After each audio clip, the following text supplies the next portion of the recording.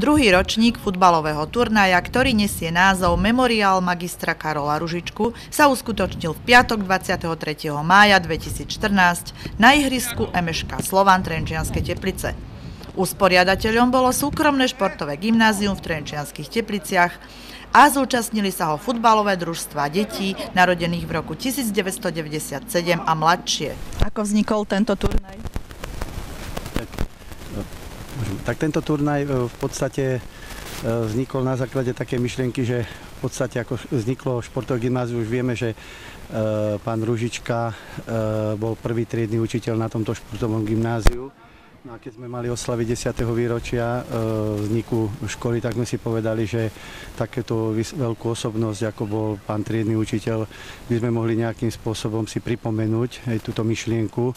Tak sme v podstate si povedali, že založíme teda prvý ročník memoriála profesora Ružičku. Dneska v podstate prebehol teda druhý ročník, ktorý sme spravili tak, že sme pozvali školy, okolité školy. No a tento turnaj v podstate sme radi, že teda prebehol dneska a chceli by sme na toto naviazať aj ďalšie budúcnosti na tento turnaj. Aká bola úroveň tohto ročného turnaja?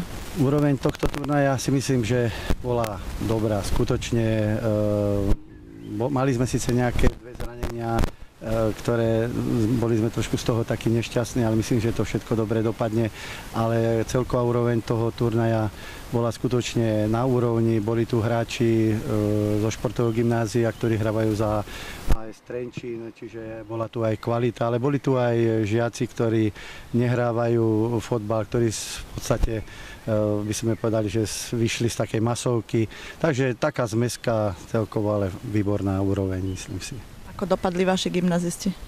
Naši gymnazisti prehrali vo finále so športovým gymnázium Trenčín. Trošku si myslím, že nezvládli takticky tú hru, možno, že to bolo aj mojou vinou ako kauča, ako trénera, ale v konečnom dôsledku sa na prehrách sa učí, takže v podstate dobre. Ste hrali teraz za tie športové legendy, ako sa vám hralo? Tieto športové legendy, ktoré sme pozvali, sa mi hralo dobre, no, aj keď sme teda prehrali tento zápas 7-6, ale som rád, že sa stretávame hráči, ktorí sme kedysi niečo dosiahli.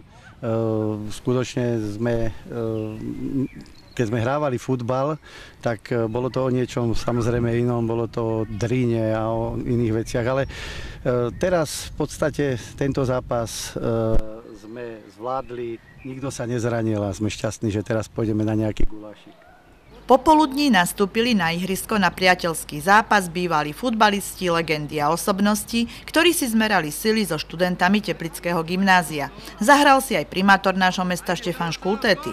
Popoludňajší úpek futbalistov na umelom trávniku dosť vyčerpal, ale o góly nebola núdza. A ty si sa tiež zúčastnil tohto turnaja, ako ho vnímaš ako syn nebohého Karola Ružičku? Tak ja to hlavne beriem, že je to dobrá príležitosť pre tie malé deti alebo mladých školákov, že tu bolo 6 škôl, zahrali si futbal a pre mňa to je len pozitívna vec, že keď si títo mladé decká alebo dievčatá chalani zahrajú turnaj, potom si tu zahráme starší s dorastencami, tak stále je to super vec, keď sa pohybujeme. Ako sa ti hralo teraz? No veľmi dobre pri tomto počasí, 5 minút a potom sme žili na ihrisku ledva. Bude aj budúci ročník? No dúfam, že toto je len taký štart, začiatok a nie, že budúci ročník, ale už to bude tradícia a už sa teším na 10. ročník. Ty si aj podpredseda MŠK Slovan, ako hodnotíš výkony tých žiakov? Vlastne skoro všetci žiaci a žiačky hrali za Trenčianske Teplice, snažili sa, makali, chceli vyhrať, mali silného supera v tých AS-kových dorastencoch, ale bojovali a odozdali tu všetko, čo mohli. Súkromné športové gymnázium odštartovalo týmto turnajom nové podujatie, ktoré by malo byť ďalšou športovou tradíciou nášho mesta.